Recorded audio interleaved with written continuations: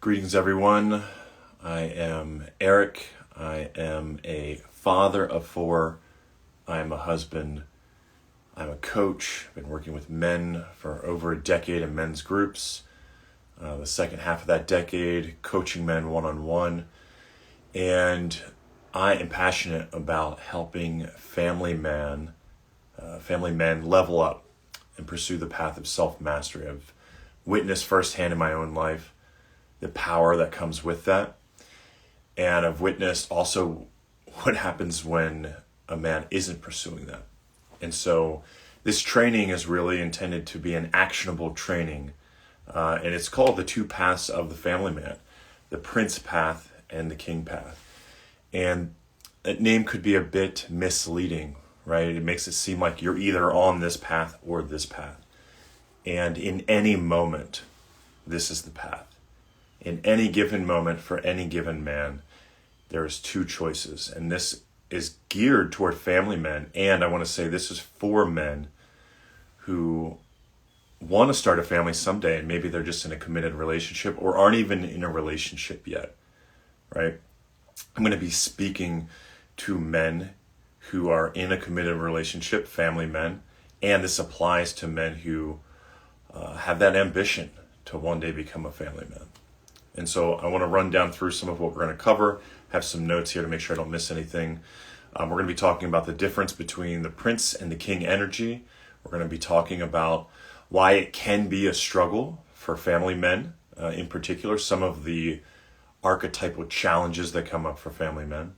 We're going to be talking about some strategies to practice self-observation and self-correction for family men so that they can really level up in their pathway, make sure they're in king energy more often. We're going to do a quick 9-breath practice to really help anchor this into the body.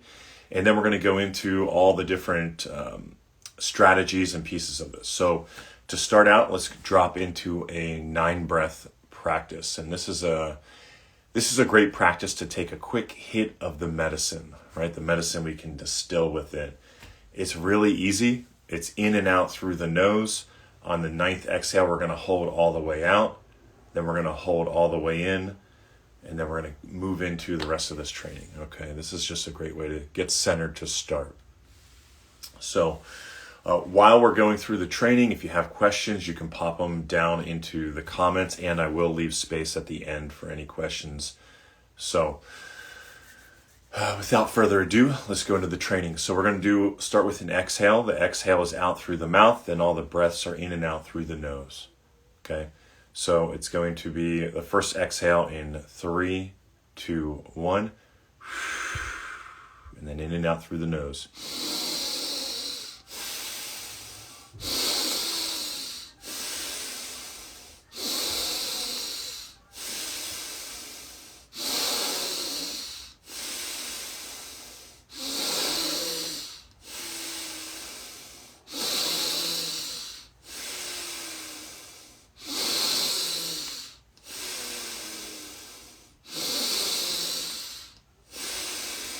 Last one in.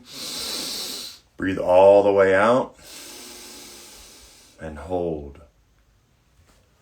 And as you're holding, just tune into your body, the sensations in your body. Bring your awareness fully into your body and really allow the breath work you've just done, those short 9 breaths that have no doubt began to move some energy in your body.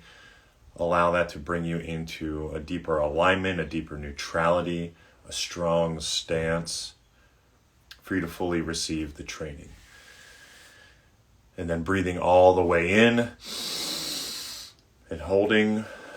We're going to hold for 10, 9, 8, 7, 6, 5, 4, 3, 2, 1, releasing all the way out and just back into a normal, gentle belly breath.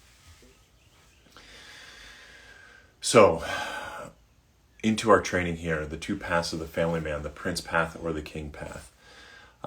First, I want to really define what I mean by king energy and prince energy. King energy is your mature, masculine energy, and really it can even include some of your feminine energy as well. It's really your mature energy that you are adopting as a responsibility you've chosen to take on. Prince energy is more of an immature energy. It's more of a boy-like energy. When we were children, when we were boys,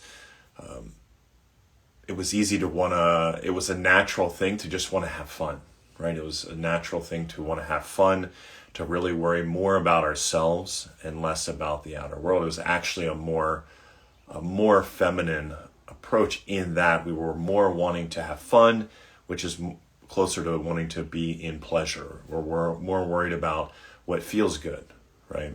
Than looking at a bigger picture, looking at a kingdom. A kingdom can be whatever we claim within it. So it could be our community, it could be our immediate family, it could be our children, whatever it is. The mature masculine energy, the more king-like energy, is always a choice in any given moment. And one of the biggest problems, one of the biggest reasons why many, many men in today's society are in boy energy or prince energy more often is our addiction to comfort, and our addiction to the joys, the pleasures, the ease that we have in life, right? And it is important to have time carved out to be in that energy, to be in a comfort, to be in a non-sleep deep rest. For those of you who watch Andrew Huberman or any of the guys out there teaching this right now, you'll know that deep rest is very important. You know, John Wineland, a guy I really coach out there who's doing really great work in this space, talks a lot about our need for time without burden, right? That's different than the Prince energy. The Prince energy is more, I want it when I want it all the time. I want it to be easy. I want it to be about me, right? And so a big reason this is a problem is our lack of formal initiation into manhood, right? With the traditional religions, many of them still have some form of initiation, right? But it's often not until you get more into the orthodox level of those religions that those are actually have any weight in the community. It used to be where a man would reach a certain age, and now the community is looking at him as a man, and he's expected to behave as a man. That expectation is taught and given to this man as a role as a responsibility, right? And so when we become family men, there's an informal initiation. There's an unspoken burden or responsibility that comes with that. But there's not a very straightforward, hard line. Okay, now you're in a relationship. This is expected. Now you're a father. This is expected. And because of that, often our path of self-mastery becomes very reactive, right? A lot of the men who start their spiritual work or their self-mastery work are doing so as a reaction to a relationship that's not going the way they want it to, or as a understanding that they are not showing up as a father in the way they want to, right? And just to give you some examples of the way different energies would work in a relationship, a king energy in a moment of feminine complaint, when their partner is coming to them with a complaint, the way a king energy would show up in that moment could be a hearing the deeper desire behind the complaint. Oftentimes the king energetic is able to zoom out more. When we're embodying more of the king archetypal energy, we're seeing from a higher level or a higher perspective. So it's not about in this moment you are saying this, this, and this. It's about what's really going on and what are all the pieces at play here, right? So in a charged moment with a feminine partner, they're bringing a complaint. Are we seeing it as feedback and data that we can use to make decisions and lead our relationship into a place where there's more love amplified, more freedom, more whatever is needed in the relationship? Or are we embodying more of the Prince energy, which is very like narrow view, and you're looking at this as maybe a personal attack? You're feeling like you could be feeling like you're being attacked verbally or even abused. It could feel like, why is my partner being so mean to me, right? It's a more immature, boy-like way to look at things. And I want to be clear that I'm not advocating at all for you to become a doormat or to welcome abuse and disguising that as being the king, right? It's important to work on healthy relationship dynamics, and even in a very healthy relationship, the prince will often take a complaint as being mean, right? Because often a complaint is a reflection, it's feedback from a partner. And it's about something that isn't feeling good to them, or is something where we're not meeting the standard we set for ourselves. It's some form of feedback, right? Which is really valuable. It's really valuable to our journey as a man on a path of self-mastery. It's really valuable in our relationship dynamic as well. If we want to create more intimacy in our relationship, one, the way we respond when we get feedback is crucial. It builds the trust in the relationship and shows our partner that they are able to surrender more deeply into their own feminine if we are choosing to lead from the masculine. The next example I want to give you is in fatherhood, right? So when we have a moment where a child maybe isn't listening and they're really being disrespectful, right? They're not speaking in the way that we deem as the standard in our household, right? Or the type of respect we want to get. The king could see that, again, zooming out, seeing the whole thing, seeing what's really going on here. There's a curiosity that comes with king energy of, I wonder what's really happening here, right? Because so much of what we experience isn't about what's happening on the surface level. So in this example, the child may have had a terrible day at work, may have been bullied, at school, may have been bullied in the neighborhood, maybe got picked on by somebody that they really had a crush on. Who knows what is going on, right? And we make it safe to get to that place if we cannot take it personally. Whereas the prince energy, when we're in the prince energy, again, it's a personal attack. How dare you? The outrage. We've all probably seen movies where there's the outraged prince who's just so entitled to a forced sense of respect, right?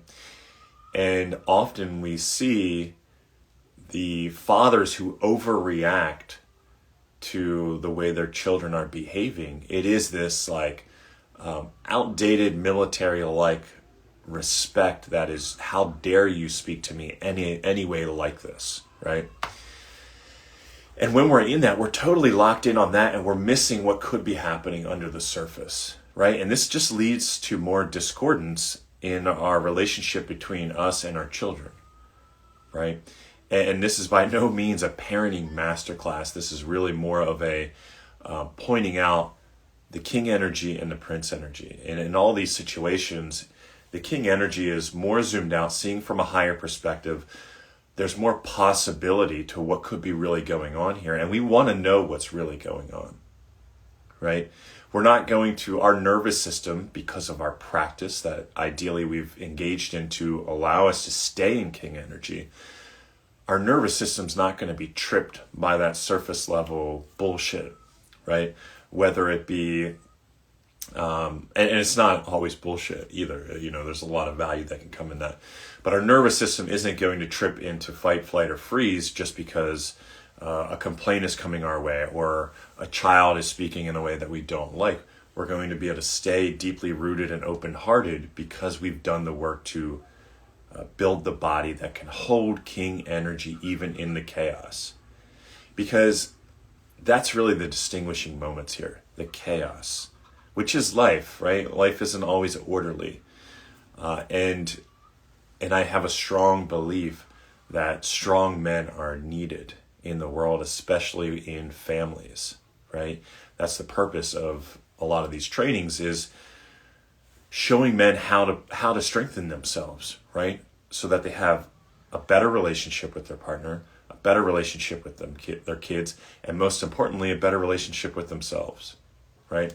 The last example I want to give as to how these different energies play out is professionally. Let's say you're an entrepreneur and you have a client who is very problematic, right? It's a very problematic client, and they are making all these projections, and they're putting out all these projections onto you, and you're not fulfilling our client agreement, you're not doing this, you're not doing that, and it's because of this and this, right? Anytime somebody's putting out projections, it's about their past experiences, right? They are saying, well, in the past this was my experience and I'm feeling the same way now, so this must be that too, right? And you're this and you're that. Now, when we're in the Prince energy in this situation, we become reactive. We go into force energy, and we could try to subdue them like the entitled prince would, like the outraged prince would. We could fire arrows and throw jabs and engage in the fight, right? And you see this happen a lot online. Man, the online world is just filled with it. Or we could be in the king energy, and we could get curious about what's really going on here. What's really going on with this complaint? This seems out of character. Most likely you took this client on because there was something about them that felt aligned to what you were doing, no matter what your business was. And so there was this alignment, and now there's this out of characterness, right? There's this thing that's happening that doesn't fit. So often in different situations, that's the case, right? We form a relationship and then somebody's acting out. A kid, a partner, a client, a friend, a family member, right? They're acting out. The prince takes it personally. The king gets curious. The pathway to embodying the king energy more often is a pathway of healing, personal work, right? Clearing all the things that trigger us, all the things that we assign meaning to, all the things like, for example, kids being quote unquote disrespectful, right? If we feel rock solid in who we are as a person, as a man, in our character, there's no place for the disrespect to land within us. And so if we're feeling good about who we are, we're not questioning it. We don't need the forced obedience of our children. We don't need the complacency of a partner who's subservient, right? We can be challenged, and we can consider, is this something I wasn't aware of? Maybe this is a blind spot, right? That all happens by doing our healing work, having a structured path to self-mastery, and doing the embodiment work, building the body that doesn't collapse under stress. We had in our men's council, the Sacred Men's Council, the other night, it was clear the whole group was tired. There was like a tiredness, and there was an energy pervading the group, right? And, we kind of hit pause and said, look, these moments when like the energy is heavy, right? These happen in families. These happen in relationships. These happen in times with yourself. And your ability to open your heart and ground in those moments are the very most important moments. Because that is what builds strength in your nervous system, in your energetic body, in your etheric body, in your mental body, in your emotional body. You become stronger. Your capacity increases. You grow in those moments. You talk about people who are really into the gym, talk about going to failure, and it's those last few reps that really build the most strength. There's a quote or a story, maybe it's Muhammad Ali. It was about some famous person training, I think, a really powerful athlete. I think it was Muhammad Ali, talking about doing crunches, and he doesn't even start counting till he hits 100, right? Obviously, there's a bit of humor in there because he knows he got to 100. But the point he's making, I think, is very valuable, right? That it's the things we do when we're tired that really build our strength. It builds when our nervous system is already taxed. It increases capacity to work on masculine embodiment in those moments, right? Staying open, staying grounded. When we're open and we're grounded, we're much more likely to be in our king energy. When we collapse and we're closed, we're much more likely to be in prince energy. So the body is the anchor for these different energies. And if we're aspiring to be the king, right, the benevolent king, the loving king, right, not the dictator, not the one who's seeking to make everybody obedient, right, not the one who's using force energy, but the one who's using power, right, aligned with the natural way, being curious about what's really going on. That gets anchored in a body that can be grounded and stay open.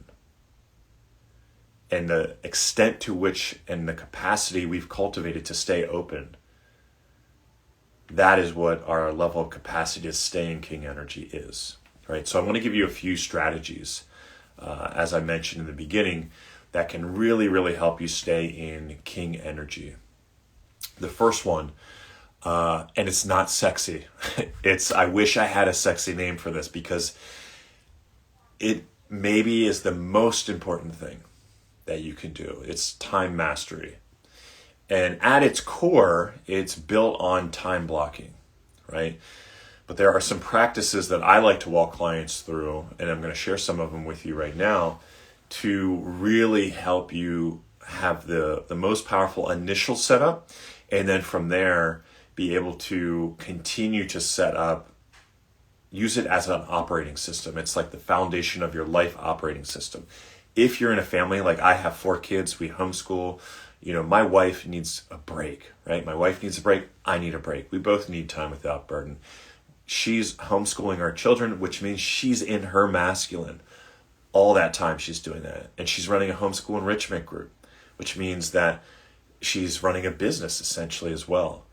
And so she needs time to not be in her masculine. She needs time to be able to transition into her feminine and to switch out of that mode, right? And I need the same. Like, I need time to be without burden, right? I'm very comfortable in my masculine energy, and there's time when I need time where I'm not sleeping, where I'm resting, right? When I'm hiking in the woods, right? To make sure I get that, to make sure we get the family time we need, to make sure my partner gets that, my wife gets that, and all the cups are being filled, we time block. And the very first thing you get to do, and I would invite you to do, is really sit down and what are the four to 6 cups that are important for you to fill. For us, we have relationship time, we have personal time, we have work time, we have family time, and we have a couple other things on there. But we can then color code that on an Excel or Google Sheet, and we can see which cups are lacking here. Where do we need to move things around? And we go through seasons with our schedule and our family. And the way we do it is I take the lead because I've been paying attention to the feedback I get from my kids, from my wife, from myself, right? And knowing that, okay, we're moving like out of summer back into homeschool territory. So what needs to change, right? And I take the feedback from Julianne, my wife, and plug it into a calendar. And Time Maestro, yeah, I dig that. And we put it into the calendar, and we say, let's test this for the next month. And then we're going to reconvene in one of our relationship meetings, which is the next thing I'm going to get to. and we're going to see what's working and what's not. We're going to look at what is actually working and what's not, and where are the weak points and where are the strong points. Because this is going to continuously evolve. I have probably 20 versions since I started doing this. I think I started doing this about 4 years ago. And every year we go through different versions and updates, and are we in a financial sprint right now? Are we working really hard to earn more money? Or are we in a really let's focus on building the relationship? We're always trying to achieve balance while working on a primary objective, right? And as the masculine leader of your household, keeping time is one of the primary things that is your responsibility, meaning, is everybody getting what they need? This is the king's job. This is a primary thing, the king's job. And I want to give you an example of getting it all time blocked out. Okay, a lot of people do that already. Where the mastery comes in the time mastery, is in the self-observation and the family observation and the relationship observation. So, for example, if you have date night on Thursday nights, and your partner has a long day of watching the kids, or she's working on her business or whatever, and you notice that it takes about an hour to sink into the being deeply connected on the date night. Well, it might make sense for you to swap the schedule around so that they are getting their personal time right before date night. You can maybe hear some of my wife's homeschool happening right now, or better yet, some of my children being children. It might serve the date. It might serve the overall upliftment of love, right, within your relationship, to shift things in the schedule so that your partner has their personal time before date night, so that they can transition and be fully ready for the date at that time. And so, as the leader and the keeper of time and space, part of your role is to look at the energetics of the schedule and how that's playing out, so that the schedule becomes as smooth and as naturally flowing as possible. And this is a constant practice. Your capacity to do this happens as you cultivate your ability to sense and feel. And this happens through things like Qigong, through meditation, through being in stillness, so that there is enough stillness within you that you can feel. You can feel yourself, you can feel the family, you can feel your relationship. And there's a lot more, but that's a good place to start, right? Identifying the cups that are important to you, the things that are valuable to you, right? Things that are a priority to you. And making sure they're on the calendar. They're on this time scheduled, blocked out time. If you don't block out time, it won't happen. The things that will slip are your personal time, your partner's personal time, your relationship time. And as a family man, you're going to be busy. It's just the way it is, right? There's a lot of different responsibilities. And so if these are important to you, block them out. The next thing to talk about is a relationship meeting. It's something that we have scheduled. We've done bi-weekly, we've done weekly, we've done gaps where we haven't done it. And I'll say that when we are doing it, our connection is so much stronger. I have a training that anybody who's interested, I can share with you, the time mastery. But the basics of the relationship meeting are: you come together, you have a form of conscious communication. You want something to be at a clear resentment, so we do an intentional dialogue, and it's just conscious space where any little resentments you have, let's clear them out. Let's bring them into this space, and we each get to take a turn walking through what that looks like. So we clear out the resentments. Then we move into, here's what I loved about our relationship over this past week or 2 weeks, and here's what I would love more of, right? So you're really making space to communicate, like, here's what's working and here's what I would like more of. Like, here's what would nourish me more. And you each take a turn with that. Then you go into partner praise and you just praise your partner. You just lay it on them. Let them know, like, I just want to praise you for, I've seen you do this and this and this. And it could be about the relationship, but it could be anything, right? It could be their personal work, could be the things they've done as a mother. It could be anything, right? And then you end up with, and this is optional, but we like to include this as here's what I'm wanting to explore sexually within our relationship, right? You're talking about your edge sexually. And, you can go from there into, here's what's really been lighting me up sexually, and I'd like to explore more of this with you in the upcoming weeks, right? It's providing a framework for your relationship to up-level, right? And you are leading it as the keeper of space and time. This flows right into time mastery, because this is also a space where you'll get a lot of good feedback on the schedule. So these two things are a major area where you can really embody the king energy and you can lead your kingdom, right? You can lead from a place of getting feedback from everybody. And there's a place where everybody knows where this is where we're going to really consciously work on this thing. That's really important to both of us, the relationship, the marriage, whatever it is.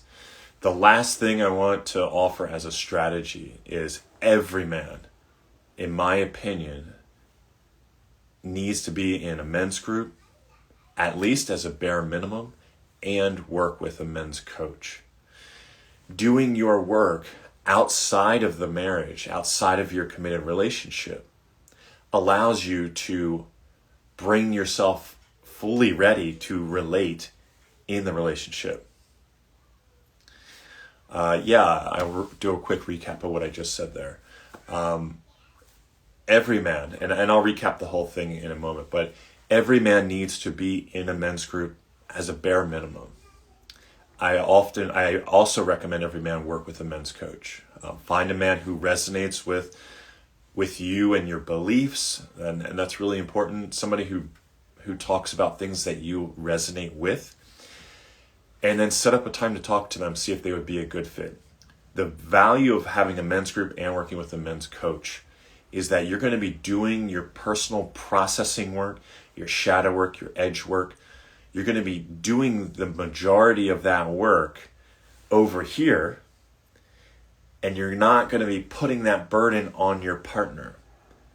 A lot of men are in situations where they're with a partner who is doing their own work. They're doing their own self-mastery work. They've been doing this. They know about these things, right? They know about energy and meditation and yoga and all the different mindfulness things. And even if they don't, when you're using them as your therapist by trying to process with them, it puts them into their masculine energy. When they're in their masculine energy, they're holding space for you. And this will happen from time to time in any relationship. And if you overdo it because you don't have a men's group and you don't have a coach you're working with, then they're going to be, the dynamic in your relationship begins to flip.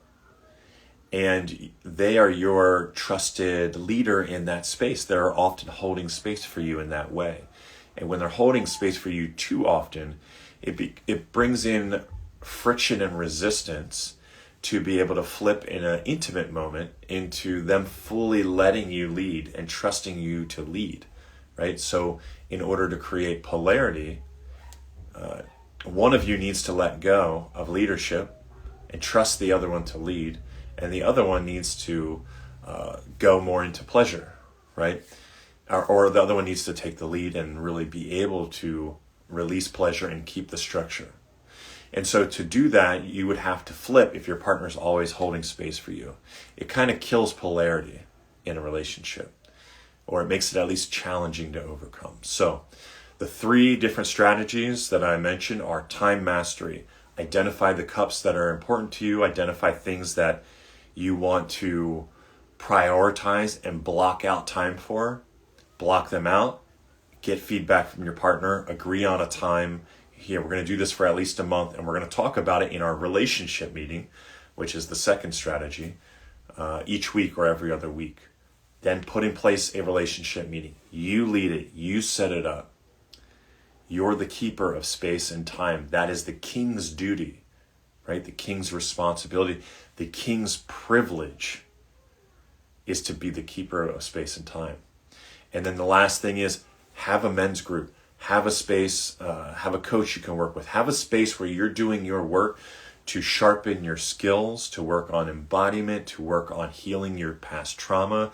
Do the things to clean yourself up so you can be as strong and as powerful while being open-hearted and grounded in your relationship as possible.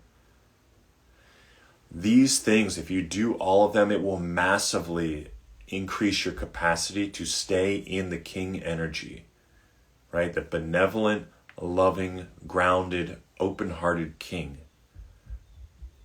Doing this creates an expectation also for your children of, here's how a man treats a woman. Here's how a man relates to his friends. Here's how a man relates to his partner, right?